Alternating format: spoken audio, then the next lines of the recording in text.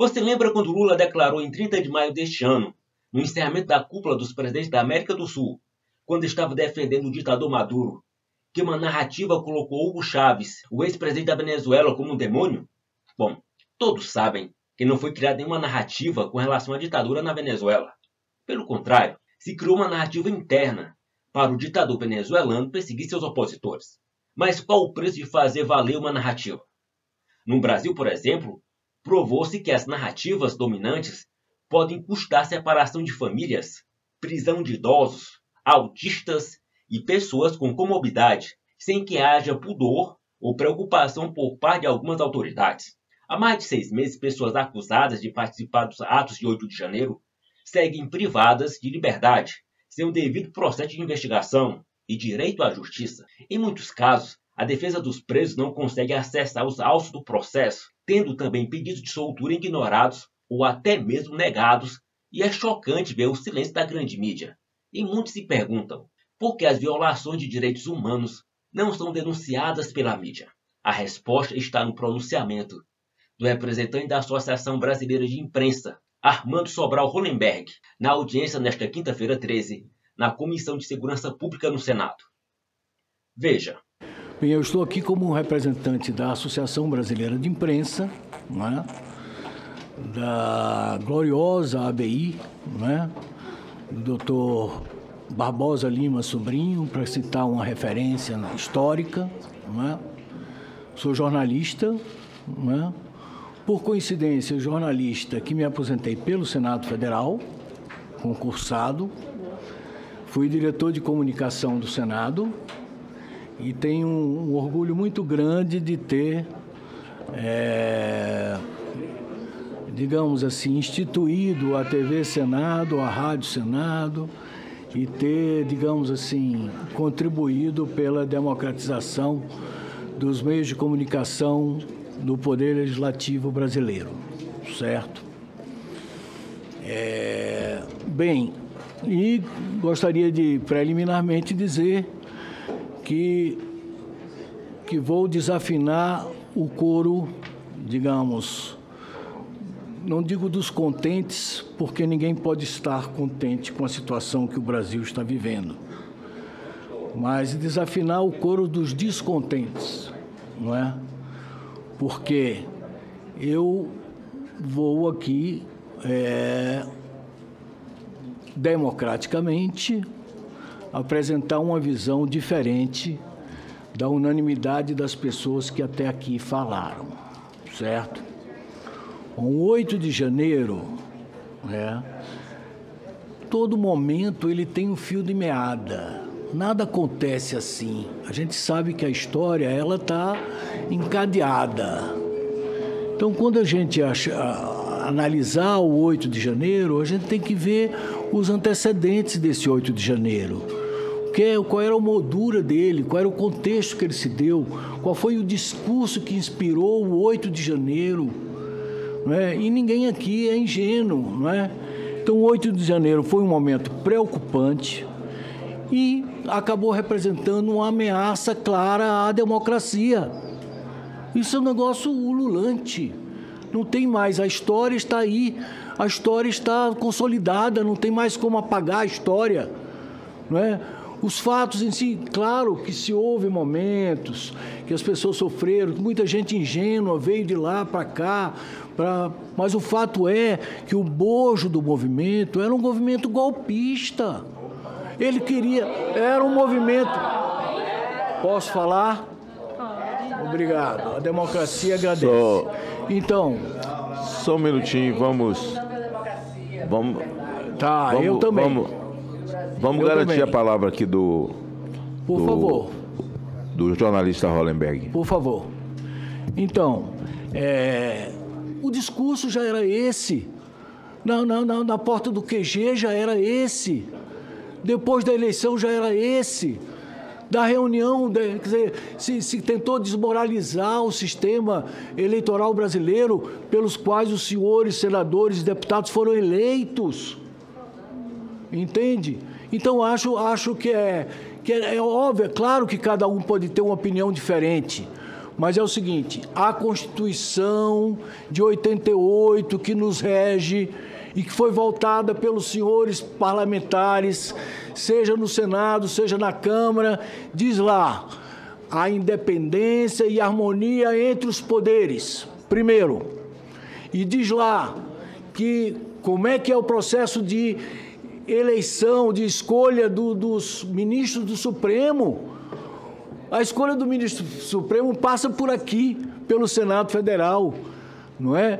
E que o Senado Federal quer a Câmara Revisora. Então, eu vi aqui críticas, eu tenho críticas, eu sou filho de magistrado, e meu pai era daquela velha guarda que dizia que o magistrado só deve falar nos autos.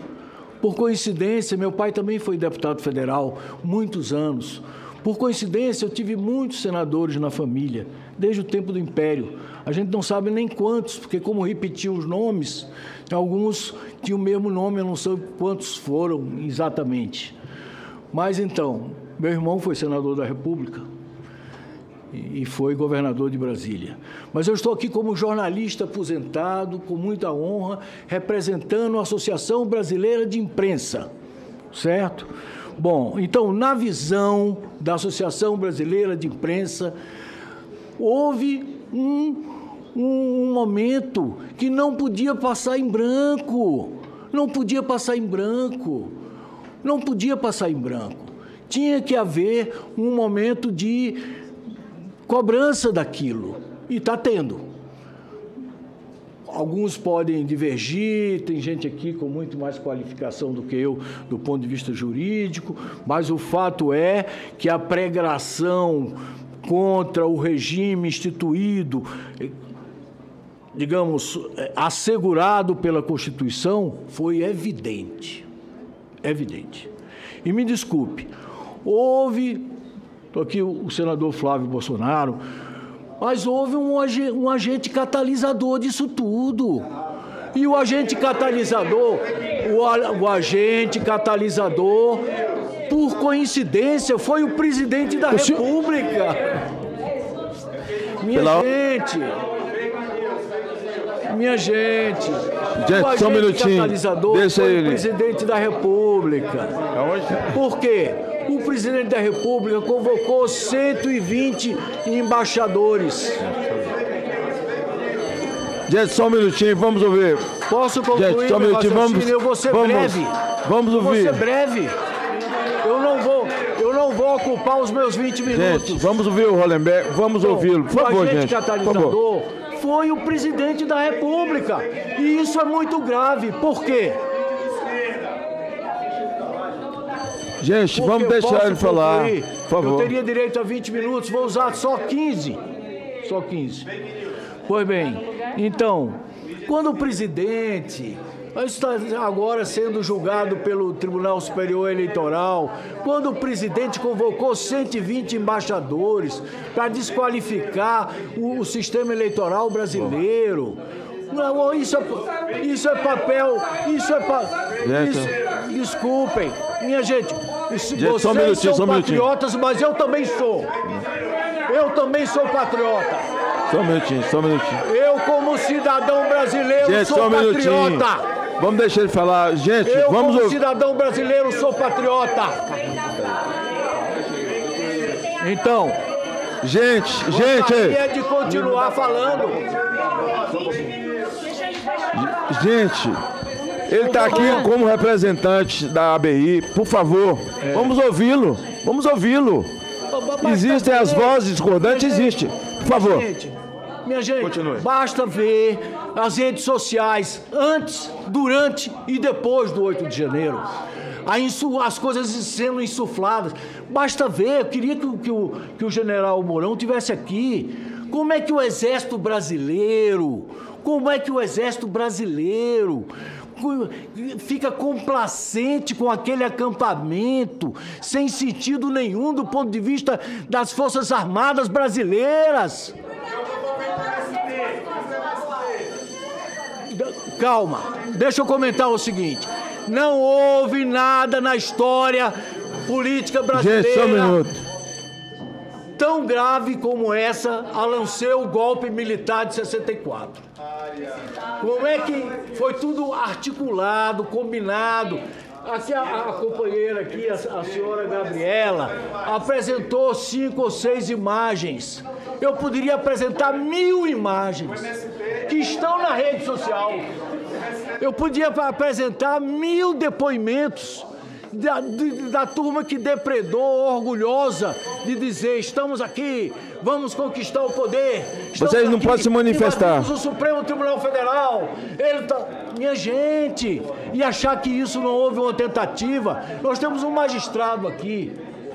Mas é o seguinte, olha, agora é o seguinte, quem escolheu o Supremo Tribunal Federal, os ministros, foi a partir das regras constantes da Constituição Federal, foi o Senado Federal. Então essa história de pregar o fim do Supremo, tem a grande parte desses depoimentos que estão constando aí na rede social, já pregava isso. Então eu estou aqui, também como cidadão, como jornalista aposentado, como ex-funcionário do Senado Federal, como representante da gloriosa Associação Brasileira de Imprensa, para dizer: minha gente, a democracia, ela tem um alicerce. Um cidadão, um voto. Um cidadão, um voto. E o voto do negro vale o mesmo que o branco. Do evangélico vale o mesmo que o católico. E assim por diante. Então, e o que é que nós precisamos na democracia? Liberdade de organização partidária, liberdade de expressão e transparência. Isso aí. A nossa democracia, ela ainda é imperfeita. Por quê? Por que ela é imperfeita? Porque os brasileiros ainda não têm as oportunidades que deveriam ter. Educação de qualidade para todo mundo, saúde de qualidade para todo mundo, porque nós temos essa desigualdade. Estamos aqui discutindo isso quando tem 23, segundo a ONU, 23, segundo outras fontes, 33 milhões de brasileiros passando fome. E aqui nós estamos discutindo, não, é a democracia que tem que ser aprofundada. E quando se fala em democracia, se fala inclusive, conforme a Constituição Federal de 88, em independência e autonomia dos poderes. Então, o processo está aí. O deputado aqui, gaúcho, que estava aqui, que se colocou como da Polícia Federal, desqualificou a Polícia Federal. É a Polícia Federal que está investigando. É daí que os processos vão sair. Tem gente competente, está dentro da autonomia da Polícia Federal. Então, por que vai se desqualificar a priori o inquérito? Eu lamento muito. Como é que é uma mãe que tinha 2 filhos pequenos, se largou lá sei lá se foi de Porto Alegre e tal, para vir para cá e caiu nessa coisa, nessa engabelada. Acreditar que essas pessoas que marcharam, que vieram, outra coisa. Já está provado. As gravações dos celulares do Mauro Cid e as coisas do Anderson, já está lá. Tem coronel conspirando claramente. E esse coronel que conspirou claramente, que está lá claramente. Cadê o presidente Bolsonaro? Não vai dar o golpe. Cadê? Onde é que está o golpe? Tem que dar o golpe. Tem que dar. Não é? Então é o seguinte. A história não dá para ser borrada, apagada. A história está escrita. Ela agora é uma questão de tempo para aflorar a verdade. Entende? É verdade. Agora, eu lamento muito esse sofrimento humano, as pessoas lá. Eu lamento muito esse depoimento que foi feito aqui. Lamento muito o fato que aconteceu do 8 de janeiro. Mas é o seguinte, nós temos que ter responsabilidade. É a Constituição brasileira que está em jogo. É o regime democrático que está em jogo. E nós temos que zelar quem é de bem. Quem é de bem Quem é de bem tem que zelar pela democracia, pelo cumprimento da lei. Não pode sair agora pregando o indireta ou diretamente o golpe. Não pode. É isso. Muito obrigado. Desculpe se desafilei ao coro dos contentes, mas acho que era minha obrigação. Eu estou representando aqui a posição majoritaríssima dos jornalistas brasileiros. Porque é o seguinte, deixa eu dizer, estou. Gente, por favor. Obrigado. Gente, por favor. Quero... Gente. Eu gostaria que... Gente... Mas eu confesso que eu fiquei assim numa expectativa, porque depois de ouvir, durante mais de 4 horas, tudo que ele ouviu, e ainda assim acreditar que essas pessoas queriam dar um golpe, eu chego à conclusão de verdade que sabedoria não tem a ver com o tempo que você viveu. Sabedoria tem a ver com o tempo em que você aprendeu.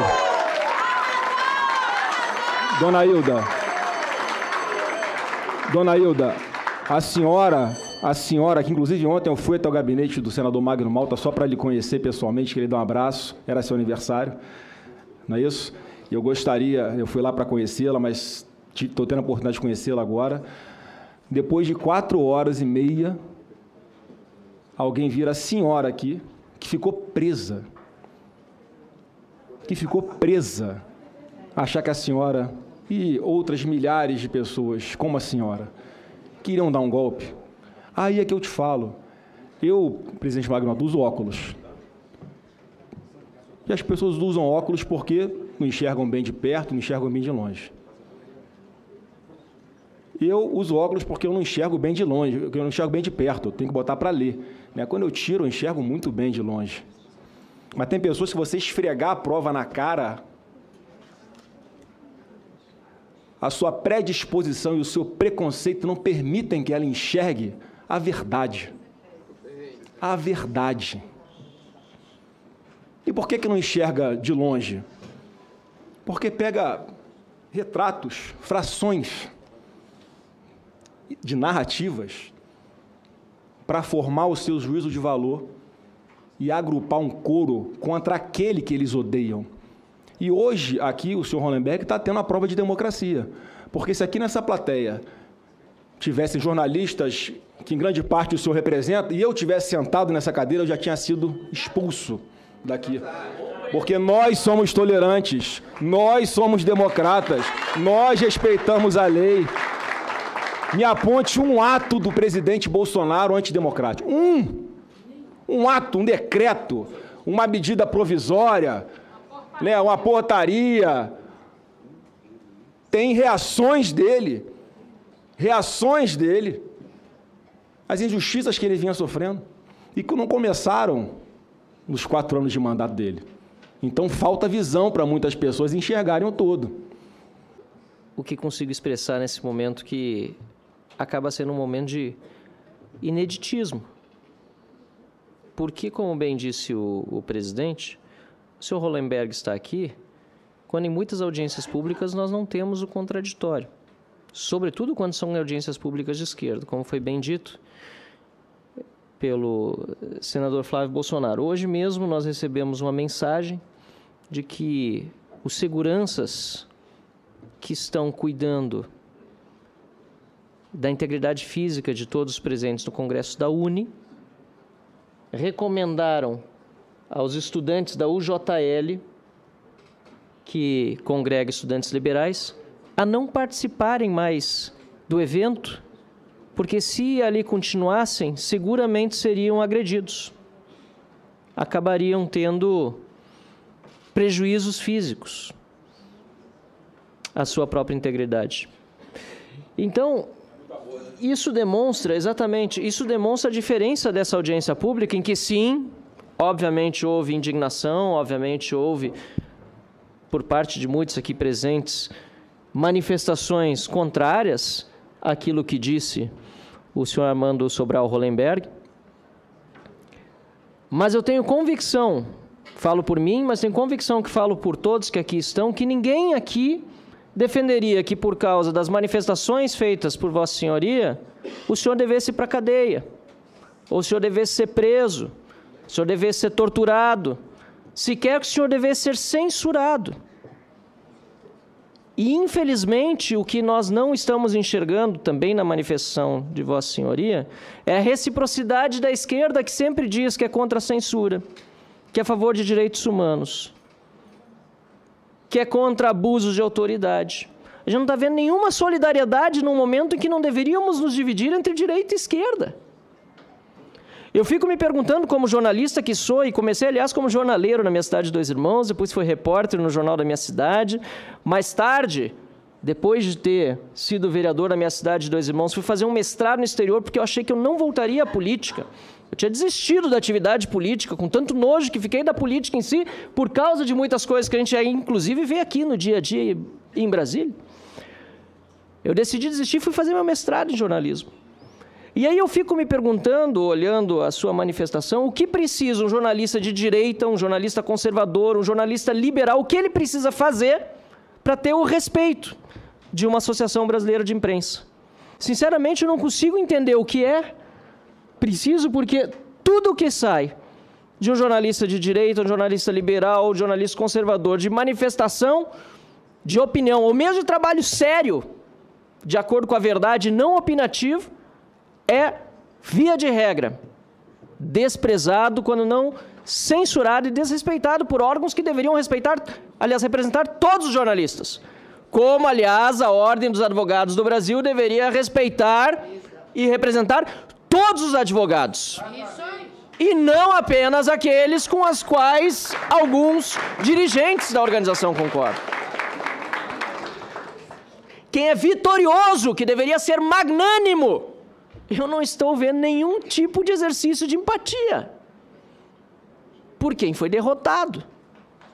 Muito antes, pelo contrário, o que a gente vê é ódio, é vingança, é tentativa de dominação, é de dizer o que nós não fizemos no passado. Inclusive, o próprio manifesto do Partido dos Trabalhadores de 2016, quando Temer assumiu a presidência da República, era de que um dos grandes erros do Partido dos Trabalhadores no passado tinha sido o de não se infiltrar nas Forças Armadas e dominá-las. E o que nós estamos vendo agora é que quando retornam ao poder, com a faca nos dentes, o que mais querem é que a sua sede de vingança seja saciada, que os derrotados sejam eliminados. Porque na teoria marxista, e é bom que a gente volte para a ideologia e como as coisas funcionam no mundo da filosofia, que infelizmente acaba impregnando a forma de agir de muitas pessoas que de outra forma agiriam com honestidade, mas estão tão imbuídas de uma verdadeira fé e não de uma racionalidade, que não conseguem agir conforme se esperaria de uma pessoa equilibrada. A ideologia marxista, ela pressupõe a eliminação do adversário. Ela não trata o oponente como um adversário a ser vencido no campo das ideias, dos argumentos. Esse que é o grande dilema que uma pessoa honesta e correta e de bom senso enfrenta. Porque quem é honesto, correto e de bom senso quer vencer no campo das ideias, quer vencer dentro da lei, quer vencer dentro da Constituição. E quem age no campo da fé, da ideologia marxista, só consegue ver no seu adversário um opressor, alguém que precisa ser eliminado, alguém que precisa ser massacrado, alguém que precisa ser morto.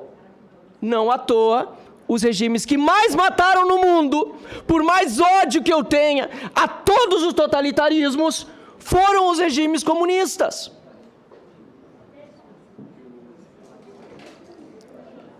E, infelizmente, não à toa, Lula declara seu amor, dia sim e outro também, aos maiores representantes dos genocídios comunistas que aconteceram na história mundial, porque hoje esses representantes estão no poder em determinados países, como é o caso da Venezuela e da Nicarágua.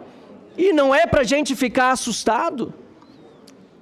Eu queria poder acreditar que muitas pessoas que estão no outro campo ideológico pudessem ter essa mesma empatia que eu busco demonstrar com eles para dizer, senhor Hollenberg, se os censurados, se os presos fossem de esquerda, se os partidos aqui perseguidos como o Novo está sendo, fossem de esquerda, eu os defenderia, não porque concordo com o que pensam, com o que dizem, mas porque a Constituição assim estabelece e porque é direito deles, como é direito meu, de ter o meu espaço na sociedade para me manifestar.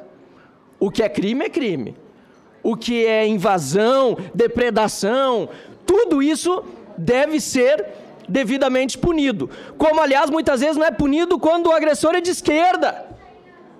E sempre defendi que fossem punidos, assim como eu defendo na direita. Mas aqui, realmente, para mim é difícil entender, tentando exercer esse meu direito a buscar empaticamente entender o outro, como uma pessoa que assistiu 4 horas e meia ao choro de deputados, senadores, cidadãos e de painelistas, mais importante do que tudo, que estão sofrendo com pessoas presas, contra as quais o Estado não produziu uma única prova. Qual é a prova que o Estado produziu? Não é disso que o pessoal se queixa na esquerda, quando fala, por exemplo, de Operação Lava Jato, não entrarei no mérito, sobre Lula ou quem quer que seja, querem sempre falar de provas, e o que estão fazendo com pessoas que ainda estão presas, contra as quais o Estado não produziu uma única fotografia. Pior, o Estado brasileiro, por meio de Lula e do Palácio do Planalto, mas também da STF e do Senado e da Câmara, não fornece a íntegra das imagens para que essas pessoas possam se defender. E o Ministério Público não se assusta que os advogados não tenham acesso sequer aos autos. Como a gente pode achar que isso é algo justificável e normal? Isso só existe em ditadura, só existe em estado de exceção, e nós vivemos no Brasil uma ditadura. Nós vivemos no Brasil um estado de exceção. Quero concluir essa frase, se a Ornella puder, minha assessora, abrir aqui, só com o dito de Ulisses Guimarães, que eu soube da existência dele hoje. Mas quero homenageá-lo por ser considerado, e aqui mais uma vez tentando exercer a empatia com todos, o pai da Constituição cidadã por todos os lados políticos. Muita gente não gosta dele na direita, tem aqueles que não gostam dele na esquerda, mas ele teve excelentes frases e não fosse por ele não teríamos, não tenho a menor dúvida disso, a Constituição de 88.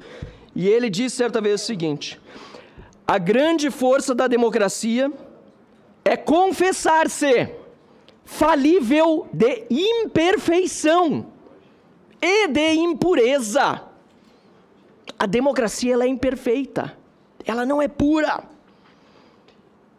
E que não acontece o mesmo com sistemas totalitários, que se autopromovem imperfeitos, oniscientes, ou seja, que tudo sabem, para que sejam então irresponsáveis e onipotentes. Toda vez que o ministro do Supremo Tribunal Federal, que não recebeu o voto da população para falar em nome de democracia e dizer que defende a democracia, balela! Balela! Quem defende a democracia é a Câmara e o Senado. Os eleitos pelo povo são os deputados e os senadores, e pela integralidade do povo. Porque ali no Senado, aqui no Senado e lá na Câmara estão representados todos os partidos políticos, todo o espectro ideológico. São eles que defendem a democracia. E mais do que isso, apesar de guardião da Constituição, na hora de analisar casos concretos, e esse é o papel sim do Supremo Tribunal Federal, o maior guardião da Constituição que foi chamado por Ulisses cidadã, foi chamada por Ulisses cidadã, é o Congresso Nacional. É a Câmara e é o Senado.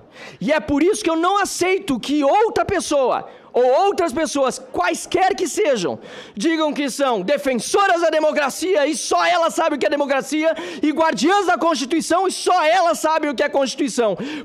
Porque esta é a melhor maneira de se tornarem onipotentes, como disse Ulisses Guimarães, e irresponsáveis. E pior do que isso, para concluir com o mesmo Ulisses Guimarães, traidores da Constituição, porque como dizia aquele que era chamado do bom velhinho, traidor da Constituição é traidor da pátria. E isso nós jamais vamos aceitar, porque nós amamos o Brasil. Muito obrigado. Getúlio Vargas, que foi presidente do Brasil, tinha uma frase copiada de Maquiavel: aos amigos tudo, aos inimigos a lei. Ou seja, quando usamos a lei de forma tirânica, significa a maior punição possível contra qualquer um. No caso, ele se referia aos inimigos do seu regime, à época, uma ditadura.